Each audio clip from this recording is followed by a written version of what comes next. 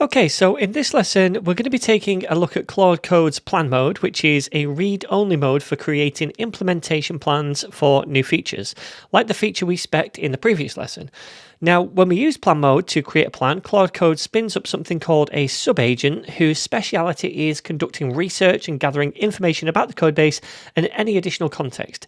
And that sub-agent is responsible for providing that information back to Claude, the main agent, who then generates a plan markdown file, which is a robust set of instructions for implementing the plan, including code examples, file structure, styling guidelines, and so on.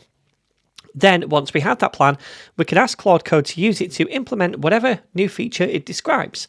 And this added step of creating a plan is good, especially for multi-step complex features, because it allows for thorough research about how to best implement those features based on your current codebase. And as a result, you get a comprehensive guide about how to best add that feature to the project based on codebase analysis and not just guesswork.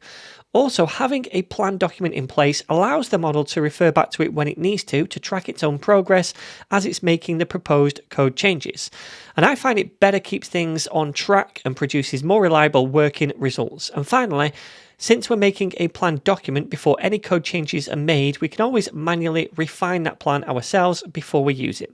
So then, let's use this plan mode to make a new plan based on the spec we made in the last lesson. The first thing we need to do is enter plan mode, which we can do by hitting Shift and Tab to cycle through the Auto Accept Edits mode and then again onto plan mode. And you can always tell you're in plan mode because it says so in green down here. But anyway, normally without a spec, you could send a generic prompt like, can you plan the authentication forms on the login and sign up pages? And it would make a decent enough plan for that. However, we created a non-technical spec document to describe that feature, so we can tell Claude to plan the feature outlined in that spec file, which contains much more detail about what we expect from the feature, more than just a couple of sentences directly in a prompt here.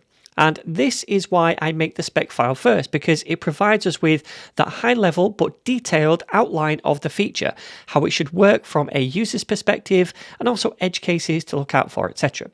So we're going to open that spec file now so that it automatically gets added as context to the prompt when we place our cursor inside it. And then I'll say down here, plan the feature described in this spec. All right. And then once we've done that, we can hit enter. Now, when I do that, Claude Code is going to go ahead and start running sub-agents to explore the code base and perform some research. And I'm going to grant any permissions it needs along the way, which might occasionally be a bash command to list files or something. So I'll speed this up now, and then I'm going to come back when it's finished.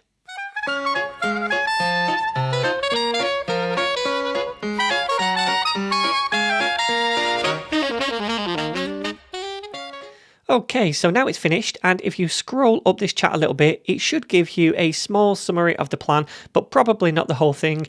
And that whole plan file was actually saved in the .claude folder in the home directory on your computer and not in this current project directory.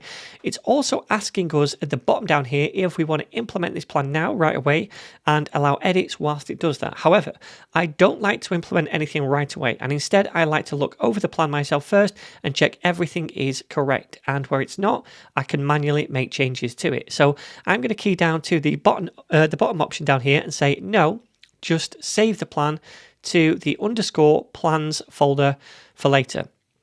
I'm also aware we don't have an _plans folder anywhere in this project, so before we send that response, we need to go ahead and make that folder over here in the root directory. And actually, even if we didn't make this folder first, Claude Code would probably figure it out and make it for us anyway. So then, now we can send the response, and in turn, hopefully Claude is going to put that plan file inside the plans folder. Okay, so I think it's done that, and if we take a look at that file now, we can read through the plan. Now again, I'm not going to spend long on this because it's a long-ass file, and I'm quite aware that it would be really boring for you watching me read through all of this. So let's just quickly skim some of it. And normally, like I said before with the spec, I would spend longer going through this plan, 10, 15, sometimes 20 minutes, just making sure it's absolutely correct before we go any further. But anyway, we've got an overview at the top, which is to implement functional authentication forms for these pages, blah, blah, blah.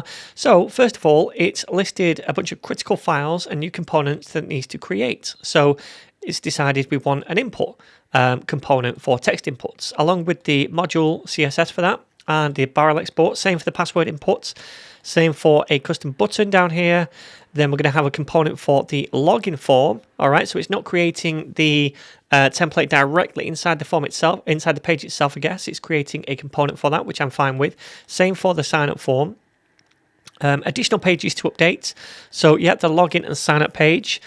These are the updates we need to add to them. Then test files to create. So we've got test files for each of these different components. Then we have the implementation steps. So this is the plan itself, I guess. These are all the things it needs to create, and this is the plan. So step 1, create the input components, and there's some details about how to do that right here. And then down here, the styling approach, use apply for tailwind utilities, and reference theme variables for colors. Style focus states with primary color, add border and padding for input fields. Okay, all pretty good. Create password input component, pretty much the same as this one, I guess.